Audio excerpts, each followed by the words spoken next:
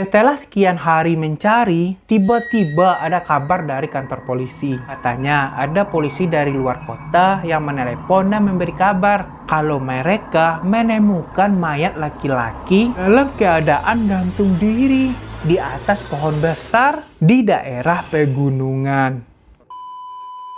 Assalamualaikum kawan-kawan semua, terima kasih buat kawan-kawan yang telah mengklik video ini dan selamat datang pada segmen Mirror, Misteri, dan Horor.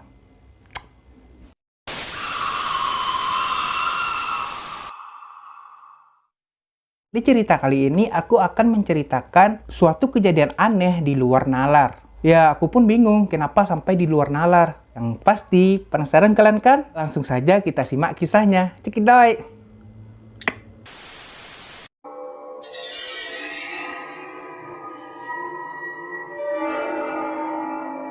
Nah, orang yang membagikan kisah ini bernama Yeni. Dia membagikan kisah ini bukan ke saya, melainkan di grup Facebook. Udah gue DM untuk izin, tapi nggak ada balasan. Atau memang nggak aktif, juga nggak tahu. Ya, gue putuskan aja untuk menjadikan kisahnya itu sebuah konten. Alasannya emang cerita itu menarik. Baik, langsung saja. Jadi begini ceritanya.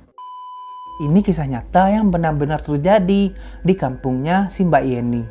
Kira-kira kalau nggak salah sekitar tahun 2008 atau 2009 lah. Waktu itu Mbak Yeni ini masih kelas 2 SMP. Nah, ada nih suatu keluarga di kampungnya itu. Pokoknya di keluarga ini ada anak 4. 3 cewek, 1 cowok. Dimana anak kedua di keluarga ini berteman sama Mbak Yeni. Tapi hanya sekedar teman biasa lah, nggak sampai akrab juga. Mungkin karena kawannya itu lebih tua, sekitar 3-4 tahun di atas Mbak Yeni lah. Kita sebut saja namanya Sari. Sebagai kawannya si Mbak Yeni, pekerjaan si ayahnya si Sari adalah seorang kuli atau tukang becak dayung. Sedangkan ibunya si Sari buka warung di depan rumah neneknya. Kebetulan rumahnya keluarga si Yeni ini bersebelahan dengan rumahnya si nenek. Dan warung ibunya itu di depan rumah neneknya itu ya kan. Tapi meskipun begitu, karena semangat ayah dan ibunya, mereka ini bisa membangun rumah yang lumayan besar. Dan kakaknya si Sari ini bisa masuk ke universitas bergengsi di Medan. Tidak ada yang aneh di keluarga ini. Hanya saja ayahnya sendiri sangatlah pendiam. Ya memang sudah dari dulu begitu. Nah sekarang kita masuk ke puncak masalahnya.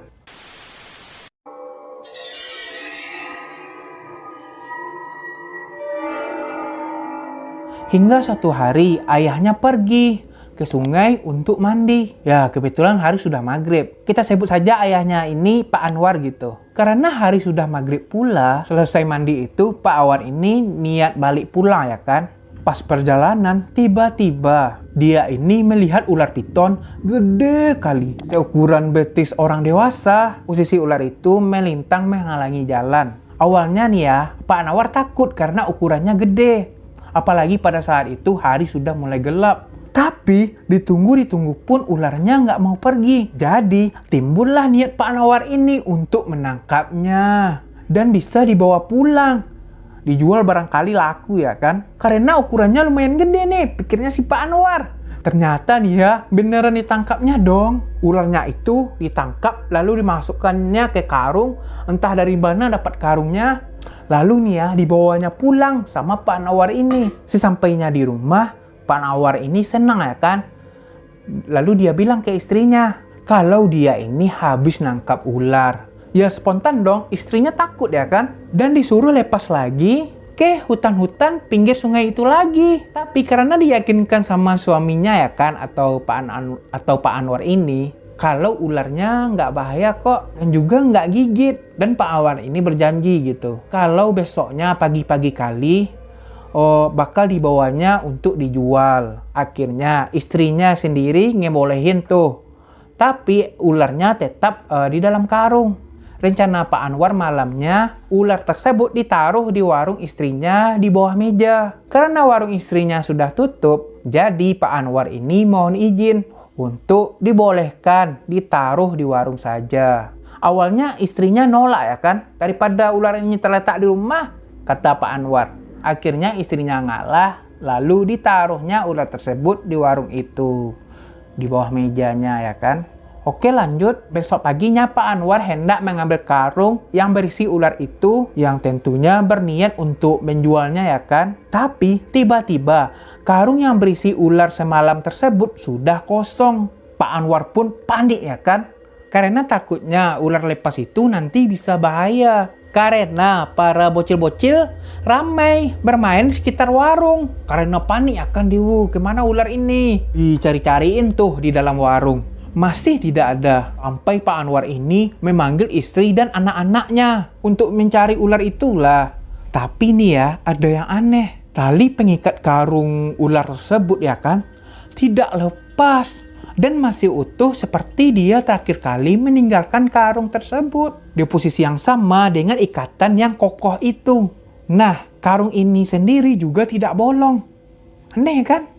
Tapi pada saat itu mereka ini belum ada berpikir yang aneh-aneh. Ya di pikiran mereka karena itu cuma seekor ular. Yang ada di dalam pikiran mereka saat itu hanya ularnya sudah lepas dan mungkin saja sembunyi di bawah rumahnya si nenek yang terletak di belakang warung itu. Karena rumahnya si nenek itu masih rumah panggung. Masih dalam keadaan mencari ya kan. Masih juga belum ketemu ularnya. Akhirnya dibantu atau minta pertolongan lah sama beberapa tetangga. Udah dibantu sama tetangga ya kan, dicari gitu. Tapi tetap juga tidak ada kelihatan tanda-tanda ada ular di sana. Sampai semuanya bingung kemana perginya ular itu. Baru dari situlah sesuatu yang aneh terjadi. Masuk.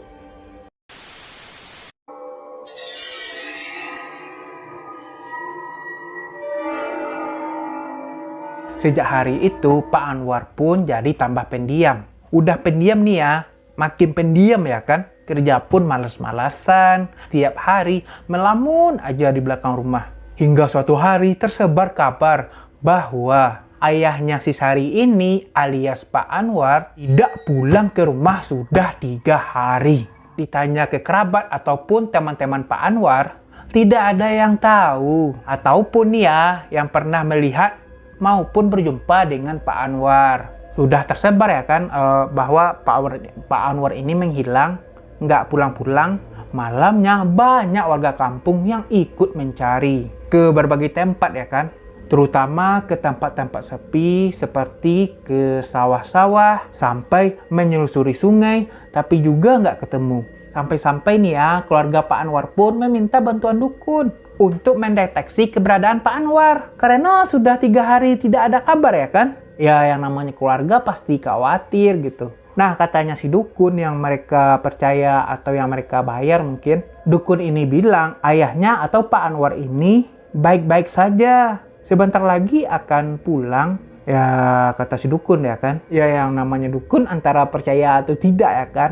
Namun meskipun begitu, upaya pencarian masih dilakukan tiap malamnya. Para warga sekitar pun sampai mencarinya. Mana tahu ketemu gitu. Nah, hingga suatu hari ada perempuan dari kampung sebelah datang nih ke rumah mereka. Kita sebut saja nama perempuan ini dengan Sri atau kita panggil aja Mbak Sri. Ternyata 2 hari yang lalu Mbak Sri ini sempat melihat Pak Anwar yang lewat di depan rumahnya Mbak Sri. Kira-kira sekitar jam 11 malam lah. Pak Anwar ini berjalan kaki, tapi tidak sendirian. Nah, di samping Pak Anwar itu ada seorang perempuan. Dan seorang anak perempuan juga. Yang umurnya kira-kira 10 tahunan lah. Yang juga ikut berjalan di sampingnya Pak Anwar itu. Mbak Sri sendiri heran. Kenapa malam-malam begini Pak Anwar berjalan kaki? Dan siapa pula perempuan dan anak kecil yang dibawanya? Seperti itulah yang dipikirkan oleh Mbak Sri yang melihatnya langsung ya kan. Tapi nih ya, Mbak Sri ini tidak tahu kalau laki-laki itu sedang dicari-cari. Karena laki-laki tersebut tidak pernah pulang lagi ke rumahnya. Mbak Sri sendiri yang melihat pas kejadian itu terheran-heran karena tidak biasanya Pak Anwar itu berjalan kaki sampai ke sana. Yaitu karena masih terbilang jauh jaraknya antar kampung ini. Mana cara jalannya buru-buru pula. Yang membuat Mbak Sri ini terheran-heran lagi, siapa sih itu perempuan? Rambutnya panjang lusuh, acak-acakan, pakai daster putih, berjalan di samping Pak Anwar. Daster putih yang kebang sama gue ya kayak Kunti sih. Dan siapa juga anak perempuan itu? Gitu. Sempat disapa lalu ditanya sama Mbak Sri ya kan. Mau kemana bang?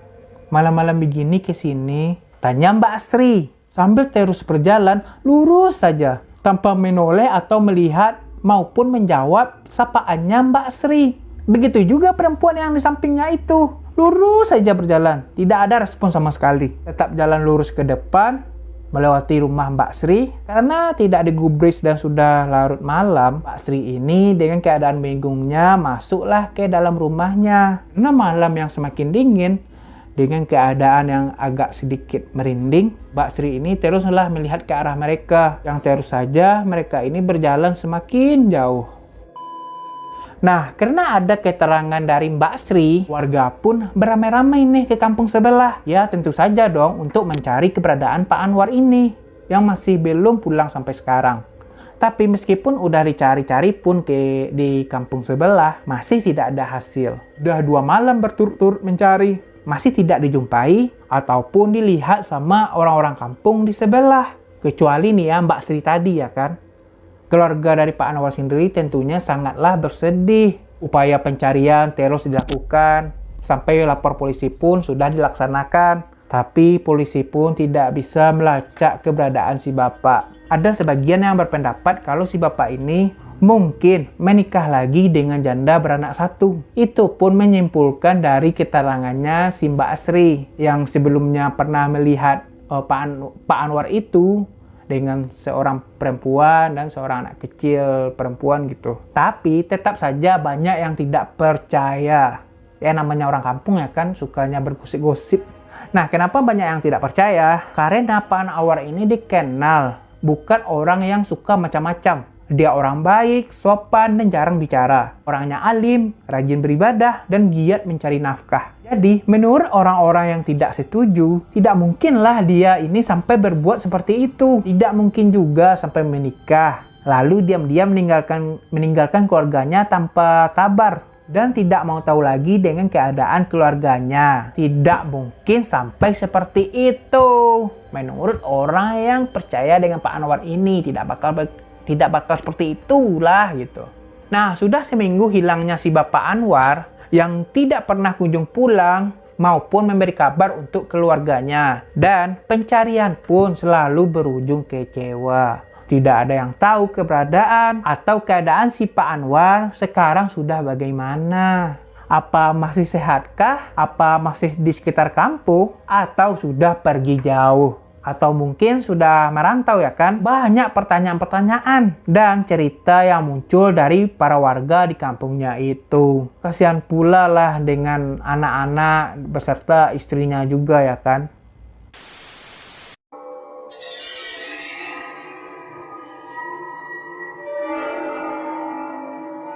Setelah sekian hari mencari, tiba-tiba ada kabar dari kantor polisi. Katanya ada polisi dari luar kota yang menelepon dan memberi kabar kalau mereka menemukan mayat laki-laki dalam keadaan gantung diri di atas pohon besar di daerah pegunungan. Nah, mayat ini pertama kali ditemukan oleh seorang bapak-bapak yang hendak pergi ke kebun. Kita sebut sajalah bapak ini Pak Asep. Nah, pas berjalan menuju ke sana atau ke kebunnya si Pak Asep ini lewat jalan kecil tuh. Nah, pas di situ Pak Asep ini merasa aneh. Di sebelahannya Pak Asep ini kan ada pohon besar yang begitu tinggi ya kan. Pak Asep ini merasa agak lain hawanya gitu. Tiba-tiba Pak Asep ini menemukan sepasang sendal jepit yang tergeletak di bawah pohon besar itu. Sontak saja Pak Asep ini kaget ya kan. Sendal siapa nih gitu. Spontan saja Pak Asep ini langsung menengok ke atas. Rupanya sudah ada mayat yang sedang tergantung di atas. Padahal nih ya, pohonnya tuh besar dan tinggi kali. Mustahil lah ada manusia biasa yang bisa memanjat pohon yang tinggi dan sebesar itu tanpa tangga maupun alat bantu. Karena melihat mayat yang sedang tergantung itu ya kan, spontan saja Pak Asep ini berteriak kaget ya kan. Astagfirullah. Kayak gitulah. Gara-gara melihat ada mayat di atas pohon itu, langsung tuh Pak Asep ini berlari balik langsung menuju ke rumahnya. Sesampainya di rumah, Pak Asep ini menceritakan apa yang baru dilihatnya kepada warga-warga sekitar. Lalu pada akhirnya sepakat nih, lapor pada polisi. Ya harus dong lapor polisi ya kan. Akhir pun polisi pun tiba ya kan di TKP. Ramai tuh para warga yang berkumpul untuk melihat proses evakuasi itu ya kan. Dan juga memastikan mayat siapa ya itu. Apa orang yang gantung diri ini warga di sekitar sana ya kan. Namun tidak ada warga sana yang mengenalinya. Lagi pula mayat itu sudah membusuk dan dipenuhi sama belatung. Polisi pun mencek tuh. Mungkin ada kartu tanda pengenal atau apalah. Dan rupanya si mayat ini ternyata bawa dompet. Dan di dalam dompetnya itu ada KTP. Dan dari situlah polisi tahu kalau mayat ini berasal dari mana. Dan akhirnya melapor ke kepolisian daerah kampungnya si pencerita ini. Atau kampungnya Mbak Yeni lah gitu. Dan bertanya apakah ada warga mereka yang hilang atau bagaimana. Dan tentu saja di kampung tersebut atau warga mereka ada yang nggak balik pulang ya kan.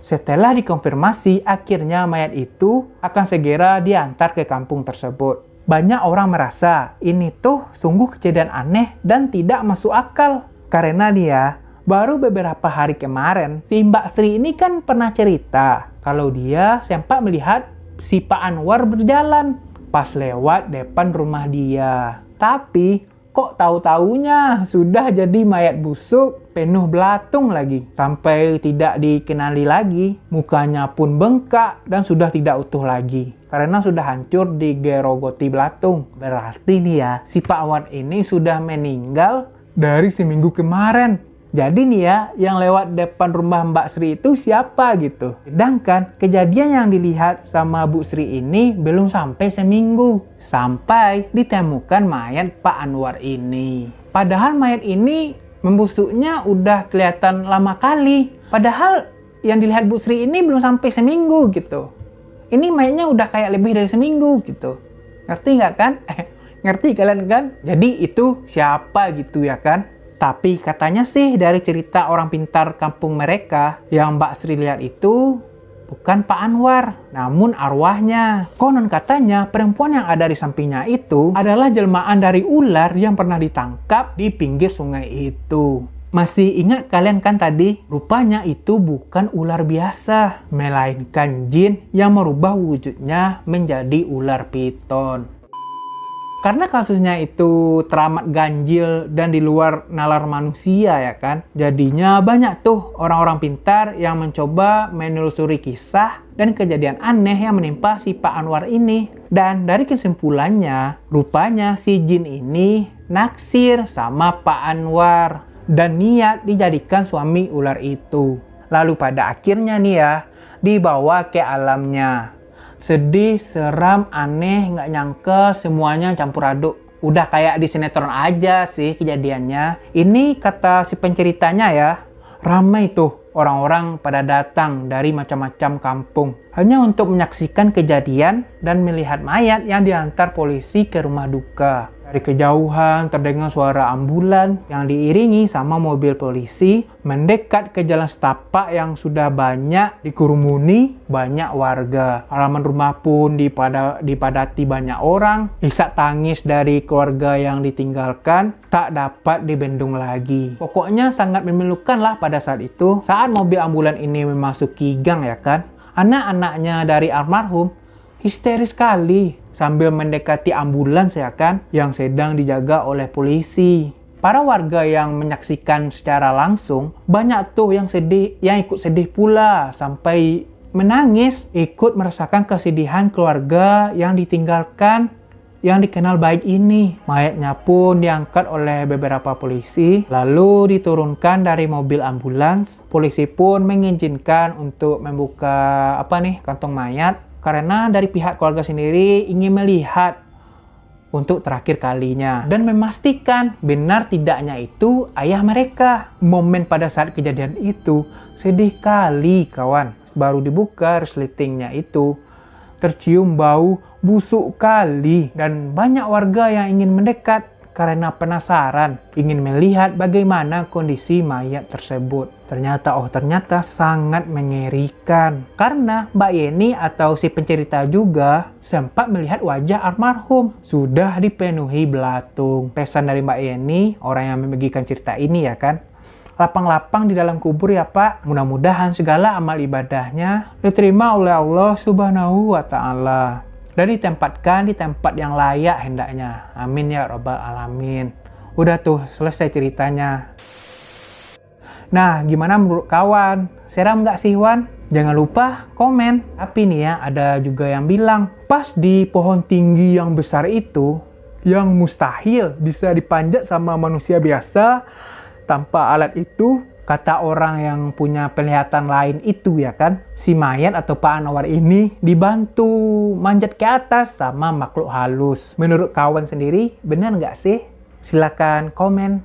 Ya udahlah ya, kita doakan saja keluarga yang ditinggalkan diberi kesabaran yang luas hendaknya. Amin ya Rabbal Alamin. Nah, bagi kawan-kawan yang punya kisah seram juga, jangan sungkan ya, kirim cerita kalian ke kisah seram asli@gmail.com. Oke, nanti cerita yang terpilih atau yang menurutku menarik gitu. Tapi ini kisah nyata ya kan, kisah yang pernah terjadi lah gitu. Bukan cerita karangan ya. Nanti akan kujadikan konten gitu. Oke. Ini bagi yang mau berbagi cerita aja sih gitu, bukan memaksa lah. Susah kali aku ngomongnya. Nah, pokoknya terima kasih buat kawan yang telah menonton video ini sampai habis. Jangan lupa kasih like-nya kalau kalian suka. Dan bagi yang belum subscribe, jangan lupa subscribe dong. Dan nyalakan notifikasinya supaya kawan-kawan semua dapat notif video terbaru dari channel aku. Oke, dan sampai jumpa di lain waktu. Bye.